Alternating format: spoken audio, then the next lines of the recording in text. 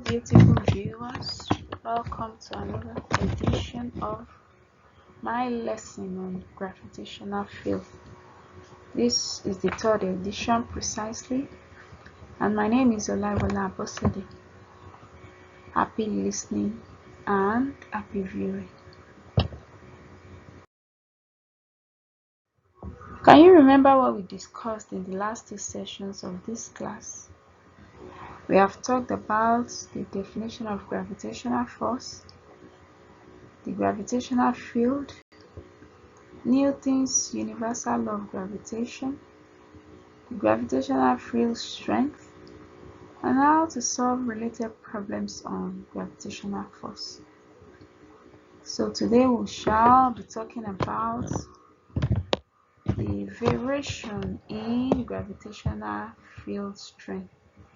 That is why G varies, the small g, why it varies on the Earth's surface, and as well explain gravitational potential. Remember what we call the small g. The small g is our gravitational field strength or the gravitational field intensity. So why it varies on the surface of the Earth, that is what we'll be talking about today.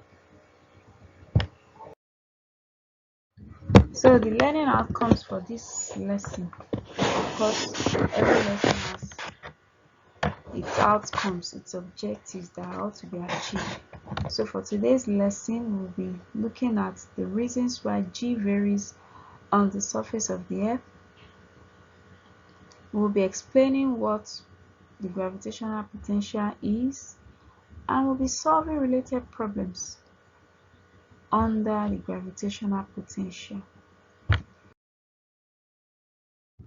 So the variations in G are as a result of the following reasons. One, the rotation of the Earth. So our gravitational field strength increases if the rotation of the Earth decreases, and decreases if the rotation of the Earth increases. It's like an inverse thing, an inverse proportionality thing. So if our rotation of the Earth decreases, note our gravitational field strength increases, and if it decreases, then it is as a result of the rotation of the Earth increasing. Then we also have the shape of the Earth as another reason. The Earth has been seen to be a spheroid, no longer spherical in shape as we always think. The shape is now called a spheroid shape. The Earth is, you can see the picture diagram beside it. That's the shape of the Earth. It is called an oblate spheroid, meaning that it flattens at the poles and widens at the equator. You can see how the Earth looks like. So at the poles it looks flattened, while at the equator it widens out. So it's not completely spherical in shape like we used to know, but now spheroidal, if there's anything like that, now spheroid in shape. So that's another reason why G varies, due to the shape of the Earth. And number 3, we have the altitude. Altitude means height. So as the distance from the center of the Earth increases, which is denoted by R, our G, which is our gravitational field strength, it decreases. And when our G increases, definitely the distance of the Earth would have decreased. So the higher you go, the less effect our G has on you. So these 3 reasons are majorly the reasons why there is a variation in our gravitational field strength.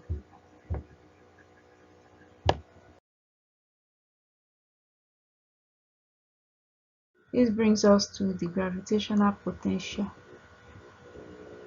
The gravitational potential is defined as the work done in moving a unit mass from infinity to that point. From the formula, F is equal to G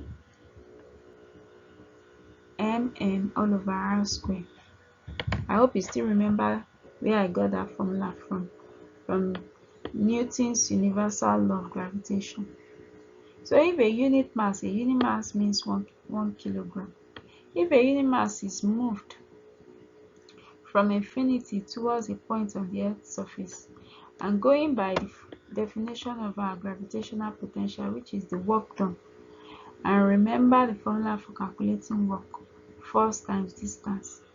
So imputing our value of F into the formula, work done equals force times distance, we have Gm, and note that we are considering a unit mass, so the small m assumes 1. So our gravitational potential V becomes Gm times 1 all over r squared, then of course times distance, which is our r. When we divide and when we multiply, our gravitational potential becomes minus Gm all over r, or as the case may be, minus Gm all over big R. Your R is also equal to R. Your small r is equal to the big R.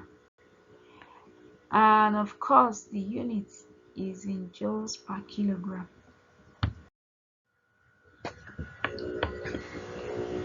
Now, on the other hand, if the body has mass m, not a unit mass, take note, then our gravitational potential becomes minus G big M small m all over R.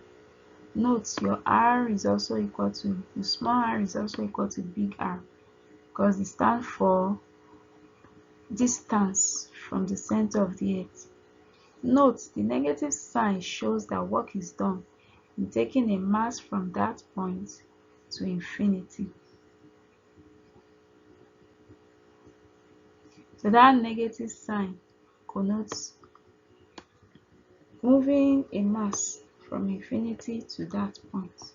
That is the function of our negative sign, or taking a mass from that point to infinity. So let's consider an example. The Earth has a radius of 6.37 times 10 raised to power 6 meters and a mass of 5.97 times 10 raised to power 2 kilograms. Calculate the gravitational potential on the Earth's surface. Now all the parameters needed has been given. Note your big G, which is your gravitational constant. Because it's a constant, it might not always appear in the question, so it is assumed that you know what the value of G is. Your G is equal to 6.7 times 10 raised to power minus 11 Newton meter square per kilogram square. And the mass in question of the Earth is given by 5.97 times 10 raised to power 2 kilograms. And of course, the radius of the Earth, 6.37 times 10 raised to power 6 meters. Substituting into the formula for calculating gravitational potential, we have minus 6.7 times 10 raised to power minus 11 times 5.97 times 10 raised to power 2 all over 6.37 times 10 raised to power 6. Dividing, multiplying all through and dividing, we have our final answer to be minus 6.28 times 10 raised to power 7 joules per kilogram. Now, I need you to try your hands on this simple exercise. Tell me what each symbol in the formula V is equal to minus Gm all over R represents. And question 2, what is the value? Why is the value of G negative? I know you found those questions pretty cheap.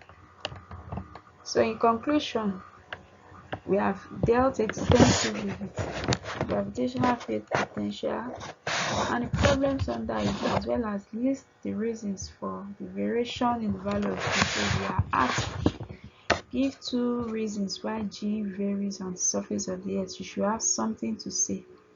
Likewise, defining gravitational field potential and solving problems under that. So if you did enjoy this class, let's do it again some other time. Next class. Bye for now.